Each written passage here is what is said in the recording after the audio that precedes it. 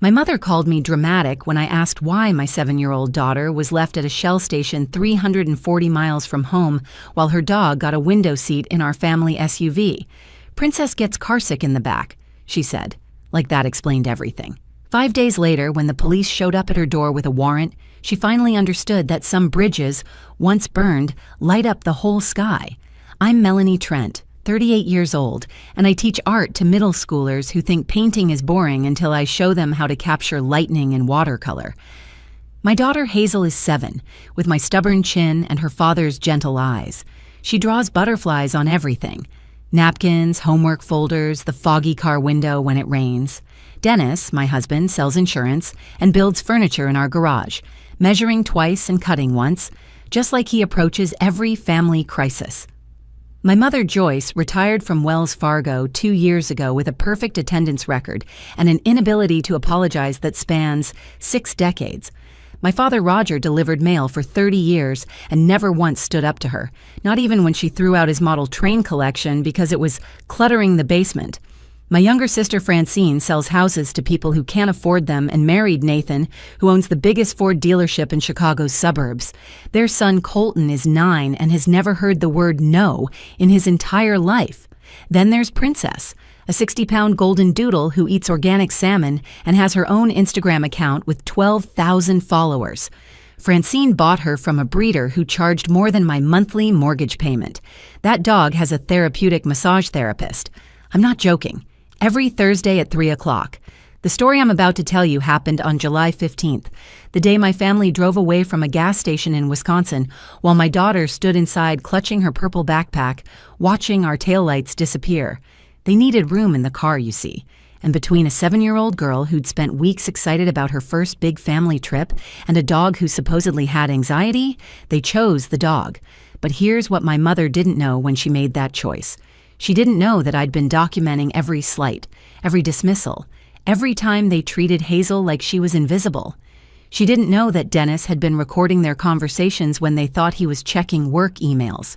She didn't know that the gas station had security cameras, or that the teenage attendant would remember everything, or that 3 separate customers would give statements about seeing a woman screaming in the parking lot while her family drove away. Most importantly, she didn't know that sometimes the quiet daughter, the one who always kept the peace, who always apologized first, who always made excuses for everyone else's behavior, sometimes that daughter discovers exactly where her line is. And that line is painted purple, like her daughter's backpack, abandoned on concrete 340 miles from home. The annual Trent family reunion at grandfather's old lake house in Minnesota had been tradition for 23 years. Every July, 3 generations would pile into cars and make the 8-hour drive from Chicago. The house sat on Lake Vermilion, a fading blue Craftsman with a wraparound porch where Grandpa Eugene used to smoke his pipe and tell stories about working the railroad. He'd been gone 4 years now, but Joyce insisted we keep the tradition alive. "It's what Eugene would have wanted," she'd say, though I'm pretty sure Grandpa would have wanted us to actually like each other. This year was supposed to be special because it was Hazel's first time making the full trip without needing a car seat. She'd grown 3 inches since Christmas, proudly reaching the height marker at Walgreens that said she was officially a big kid. Dennis and I had spent weeks preparing her for the journey.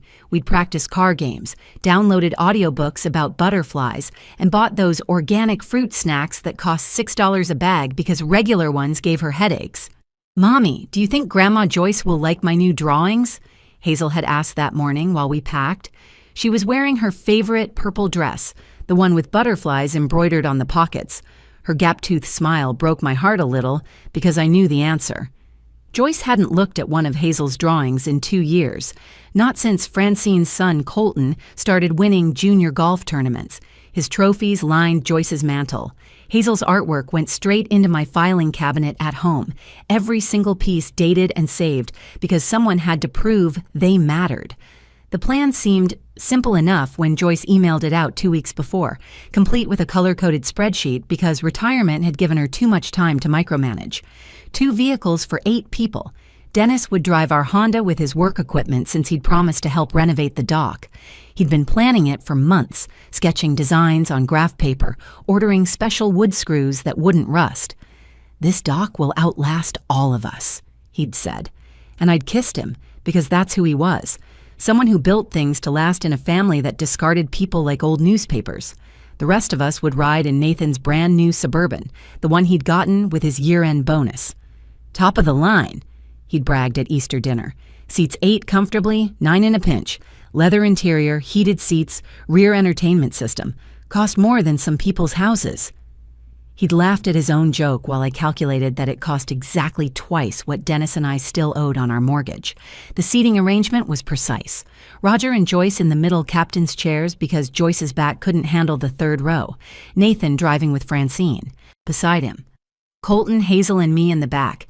Even Princess would have space in the cargo area with her memory foam bed and portable water bowl. Joyce had sent 3 emails about the configuration. "No changes," the last one said. "This maximizes comfort for everyone." The night before departure, we'd had our traditional pre-trip dinner at Joyce's house. She'd made her famous pot roast, the one she only cooked for special occasions, while Francine brought a salad she'd obviously bought pre-made and put in her own bowl. I'd made dessert, a from-scratch chocolate cake that Hazel had helped decorate with frosting butterflies. Colton had taken one bite and announced it was too sweet, so Joyce immediately produced ice cream just for him. "Remember," Joyce had said, raising her wine glass while the rest of us sat with water and lemonade because she'd forgotten to offer anything else, "this is about family togetherness. No phones, no distractions, just the Trents being Trents."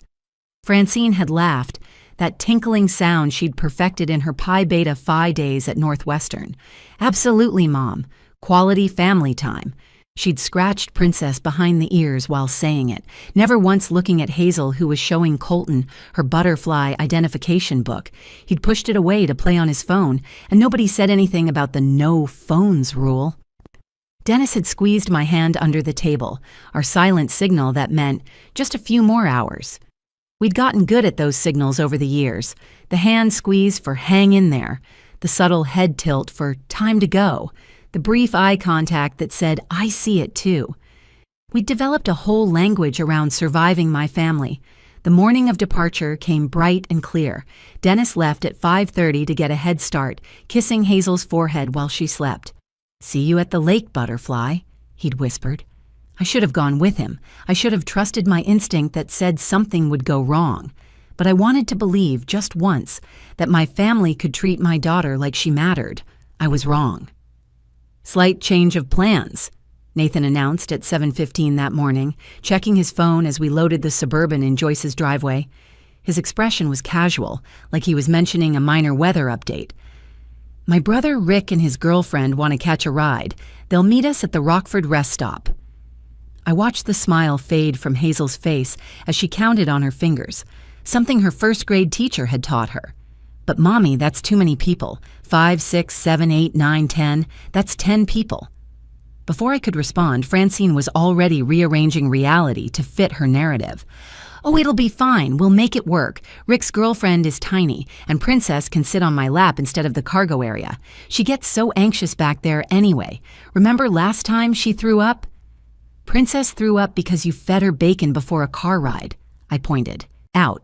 But Francine was already directing Nathan to rearrange the luggage to make room for Rick's things. Joyce emerged from the house with her travel coffee mug, the one that said, "World's Best Grandma," that Colton had given her. Hazel had given her one too, handmade in art class, but it lived in the back of a cabinet somewhere. "What's this about Rick?" "He needs a ride. His car broke down," Nathan explained, though we all knew Rick's car had been broken down for 3 years, while he spent his money on cryptocurrency and golf clubs. "Well, family helps family," Joyce declared, settling into her captain's chair like a queen taking her throne. "We'll figure it out." The Rockford rest stop was 40 minutes away. Rick stood there with his girlfriend Ashley, who couldn't have been older than 22, and wore yoga pants with "Blessed" printed across the back. She talked nonstop about her essential oils business and how she was going to revolutionize wellness. Rick had 2 duffel bags and a cooler. "Just a few beers for the lake," he said, winking at Nathan. The configuration became immediately impossible. 10 people in an 8-person vehicle. Hazel ended up crushed against the window with Colton's elbow in her ribs, and Ashley somehow taking up space for 2 people despite being 5 feet tall. Princess, All 60 pounds of her sat on Francine's lap, but kept putting her paws on Hazel's legs, her nails scratching through Hazel's thin leggings. "Mommy, it hurts," Hazel whispered to me. But when I tried to move Princess, Francine snapped that I was agitating her anxiety. 3 hours into the drive, my daughter had been silent for the last 30 minutes. She couldn't reach her backpack with her coloring books. She couldn't move without Colton complaining. She couldn't even see out the window properly because Ashley had reclined her seat all the way back. We pulled into a Shell station near Madison. Joyce made the announcement while everyone was stretching their legs. "This is ridiculous. We need to make some adjustments." She turned to me with that practiced look of false concern she'd perfected over decades. "Melanie, honey, why don't you and Hazel ride with Dennis? Call him to turn around and pick you up." "Dennis is 2 hours ahead of us, Mom. His phone's been off since he started driving. He always listens to audiobooks on long trips." "Well, we can't keep going like this," Roger chimed in, studying the gas pump like it held the secrets of the universe, refusing to meet my eyes. "Rick paid for gas, and Princess is practically hyperventilating." I looked at Princess, who was wagging her tail and drinking from a water bottle Francine held for her. "She looks fine to me." Francine was already getting out, stretching dramatically like she'd been tortured. "I mean, it makes sense. Dennis has all that empty space. Hazel's small enough to sit with the equipment." "The truck is full of lumber and power tools," I said, my voice rising, despite my efforts to stay calm. "There's no room and it's not safe. There aren't even proper seats back there." "Stop being dramatic," Joyce cut me off, using the tone she'd used my entire childhood, the one that meant the discussion was over. "We'll figure something out at the next stop. Hazel can wait here while we sort it out. The station's well lit. There's a nice attendant inside. We'll call Dennis from the road when we get signal." "You're not seriously suggesting we leave my daughter at a gas station?" Nathan was already ushering everyone back to the car, his hand on Rick's shoulder. "Look, Mel, it's just logistics. We'll call Dennis in 20 minutes, tops. He'll turn around, grab you both. Easy solution. This place has cameras. Security, it's perfectly safe." I watched in disbelief as Francine lifted Princess into the car, carefully adjusting her special seatbelt harness that cost $80. "Come on, Hazel's a big girl, right, sweetie?" She didn't wait for Hazel to answer. Didn't see the tears starting to form in my daughter's eyes. "Mommy?" Hazel's voice was small, confused, scared.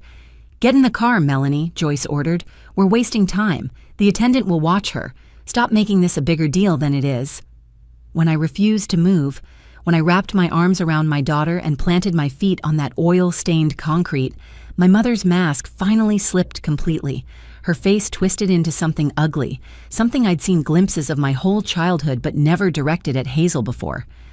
"For God's sake, Melanie, she's 7, not 3. Stop babying her. Francine's dog is having a panic attack, and you want to prioritize your daughter's comfort over a living creature's medical needs?" "Princess doesn't have panic attacks, Mom. She's literally eating treats right now." Joyce's voice went ice cold. "Get in the car, or we're leaving you both. I'm not playing games with you today." The choice was ripped from me when Nathan physically guided me toward the Suburban, his car salesman hands firm on my shoulders while Francine distracted Hazel with $1 for the vending machine. My sister bent down to Hazel's level, her voice sweet like antifreeze. "Just 10 minutes, sweetie. Get yourself a treat and wait inside where it's cool. We'll work out the space problem and come right back." "Mommy will figure this out, baby," I heard myself saying, hating my weakness, hating that I was allowing this to happen even as Nathan practically pushed me into the vehicle. Hazel nodded, trying to be brave, clutching that dollar bill like a lifeline. The last thing I saw as we pulled away was Hazel's purple backpack on the ground where she'd dropped it, and her small face pressed against the gas station window watching us leave. Nathan drove for exactly 3 minutes before pulling into a McDonald's parking lot. "Okay, Mel, hop out here. Dennis should be able to find you easier on the main road. Better cell reception, too." I stared at him in complete disbelief. "Are you insane? You want me to stand on the highway? My daughter is back at that gas station." "There's a McDonald's right here." Francine pointed, her manicured nail tapping the window. "You can wait inside, call Dennis, get an Uber, whatever. Problem solved. We need to make good time if we're going to get to the lake before dinner." My 7-year-old daughter is 3 miles back at a gas station alone. The attendant is watching her, Joyce said firmly, examining her phone like this conversation bored her. You're making this bigger than it needs to be. She's safe. You'll get Dennis to turn around. Everyone wins. Stop being so difficult. They left me at that McDonald's. Just drove away while I was screaming at them to turn around, while I was pounding on the window, while an elderly couple eating breakfast watched in horror. My phone had 12% battery. Dennis's phone went straight to voicemail because he always turned it off for audiobooks on long drives, something they all knew. I used my dying phone to call an Uber, $68 to go 3 miles back to the Shell station. The driver, a woman named Maria, took one look at my face and drove as fast as she could. You okay, honey? You need me to call someone? My daughter. They left my daughter. Maria hit the gas harder. Those 12 minutes stretched like hours. Every second was a slideshow of horrors. What if someone took her? What if she tried to walk somewhere and got hit by a car? What if she thought I'd abandoned her on purpose? What if she was crying and scared and calling for me? Hazel was sitting in the corner booth of the gas station's tiny food area, her butterfly-coloring book open, tears streaming steadily down her face. The attendant, a teenage boy whose name tag read Tyler, looked relieved to see me. Ma'am, I didn't know what to do. She said her family was coming back, but it's been almost an hour. I was about to call the police. She won't eat anything, won't talk, just keeps coloring the same butterfly over and over. Mommy, Princess needed my seat, Hazel whispered when I gathered her into my arms. Grandma Joyce said I was being selfish. Did I do something bad? No, baby. You did nothing wrong. Nothing at all. We took another Uber to the nearest car rental place. 340 miles from home, I maxed out my personal credit card on a Toyota Camry. As I drove, Hazel colored in her book, occasionally sniffling. Are we still going to the lake, Mommy? No, baby, we're going home. Is Daddy coming home too? I looked at her in the rearview mirror, this perfect child who'd been deemed less important than a dog, who was still trying to understand what she'd done wrong. Yes, Daddy's coming home. The drive back gave me 5 hours to think and plan. By the time we reached Chicago, I'd made 17 phone calls.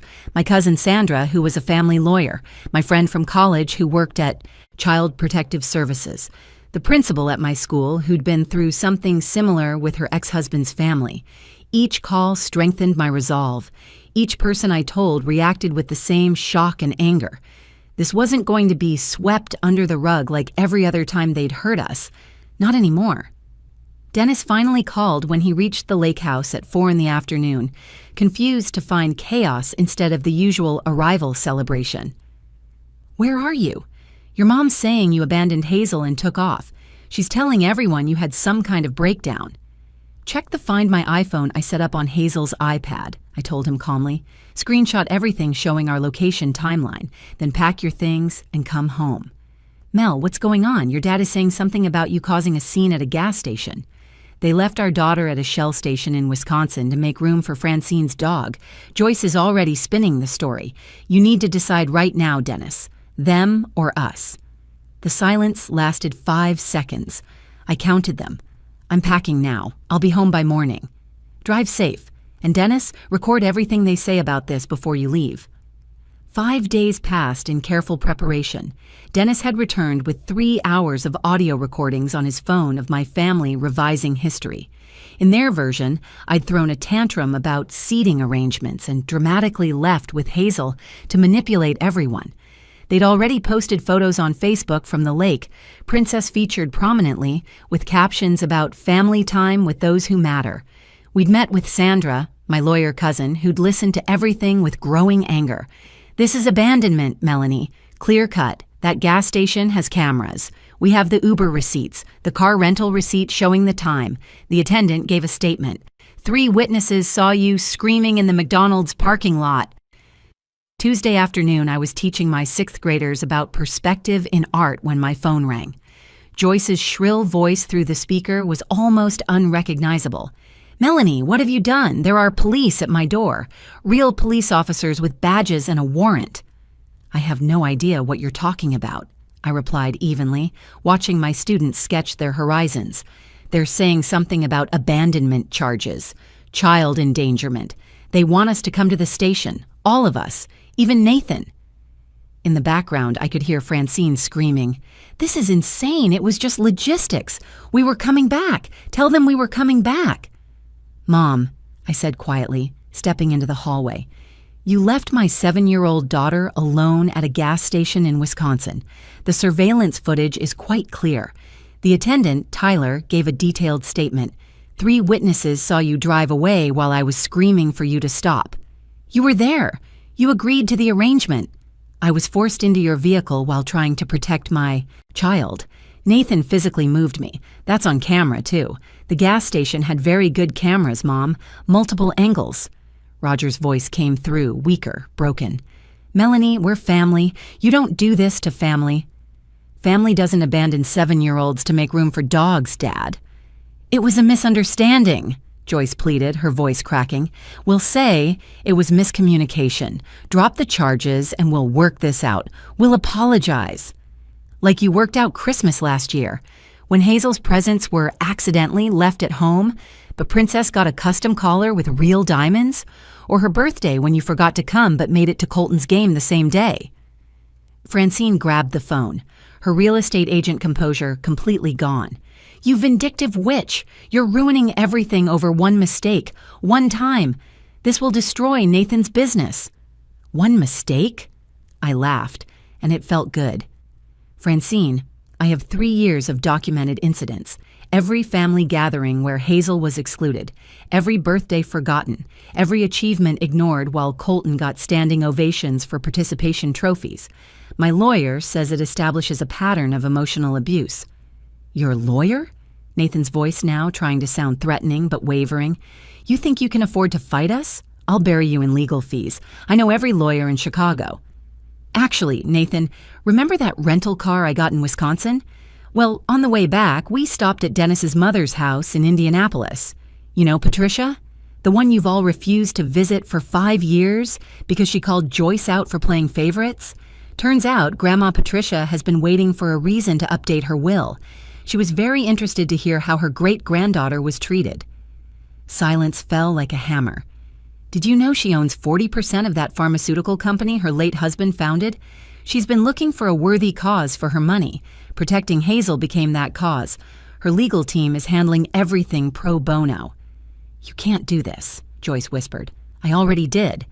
"Oh, and Joyce? You really should delete your group chat called Family Minus the Drama Queen before committing child endangerment.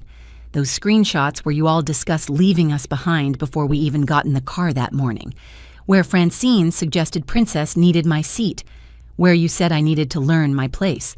My lawyer particularly enjoyed those." The police officer's voice was clear in the background. "Ma'am, we need you to come with us now." The best part came an hour after that first call. Dennis's phone rang as we sat together on our couch, Hazel coloring between us, finally calm after days of nightmares about being left behind again. "Mel?" It was Roger, alone, his voice quiet and strange. "I need to tell you something. I've been documenting things too. For years. Joyce doesn't know.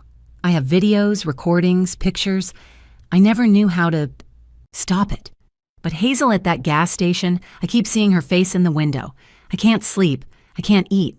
I keep seeing my granddaughter watching us drive away." "Why are you telling me this, Dad?" "Because tomorrow, I'm going to my own lawyer. And then I'm driving to Indianapolis to meet Patricia. Hazel deserves better. You deserved better. Maybe it's too late for us, but not for her. I should have stood up to Joyce 40 years ago. I'm standing up now." 6 months later, Hazel and I sat in a real art studio, the one Patricia had helped us convert from our garage.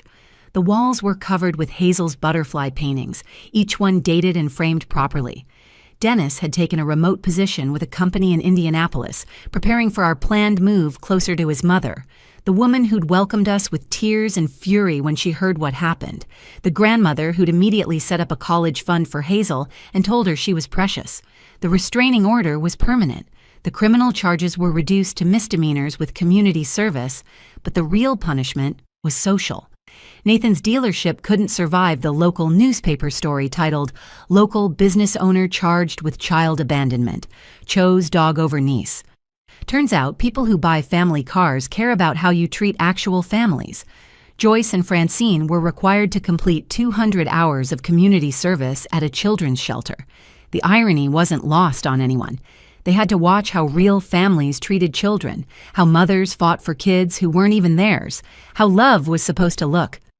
Roger lived alone now in a small apartment downtown, the divorce papers signed within 3 months. He came for supervised visits every Sunday, teaching Hazel origami, something he'd hidden as a hobby for 40 years because Joyce thought it was childish. Butterflies were always my favorite, too, he'd told her that first visit, folding perfect purple paper wings, and she'd hugged him like he was brand new. Their relationship grew slowly, carefully, like something fragile learning to trust sunlight. He never made excuses for the past, never tried to minimize what happened. "I failed you both," he said simply. "I'm trying to do better." And he was. Every Sunday he showed up. Every butterfly she drew got his full attention. Every story she told mattered. Francine sent one last message before the no-contact order went into effect. "Princess died last month. Anxiety attack. Hope you're happy." I looked at Hazel painting monarchs on a canvas bigger than she was, her purple dress splattered with orange and black paint, and wrote back, "I'm teaching my daughter that she matters more than anyone's comfort. So yes, I'm happy." Dennis found the response perfect. "You know what the truth about family is?" he said that night, watching Hazel show Patricia her newest painting over video call. "It's not about blood making you obligated to accept abuse." He was right. Real love doesn't keep score of who's worth more. It doesn't make children compete with dogs for car seats. It doesn't leave 7-year-olds at gas stations. It doesn't document hurt for years without speaking up until it's almost too late. That gas station in Wisconsin wasn't where they left my daughter. It was where they lost her, and where I finally found my strength, where I learned that being dramatic isn't refusing to accept abuse. Being dramatic is expecting a child to understand why a dog matters more than she does. Hazel looked up from her painting, purple paint on her nose, the same color as that backpack from 6 months ago. "Mommy, is Grandpa Roger coming tomorrow?" "Yes, baby." "Good. I want to show him how butterflies aren't fragile. They fly thousands of miles. They migrate and survive storms. They're actually really strong." She was right. We'd flown far from that gas station, transformed from the family that stayed quiet to the family that stood up. Some bridges are meant to burn. They light the way to better places, to people who see your worth without needing a court order to acknowledge it. Patricia calls every day now. Roger visits every week. Dennis builds furniture that will last generations. And Hazel? She paints butterflies and knows she matters. Some families are born. Others are built from the ashes of the ones that failed you. We're building something beautiful. If you enjoyed this story, please give it a thumbs up and share it with someone who needs to hear that. Standing up for yourself isn't dramatic. It's necessary. Leave a comment about what you would have done in this situation. And don't forget to subscribe to the channel for more stories about families, strength, and finding your voice when it matters most. Thank you for listening.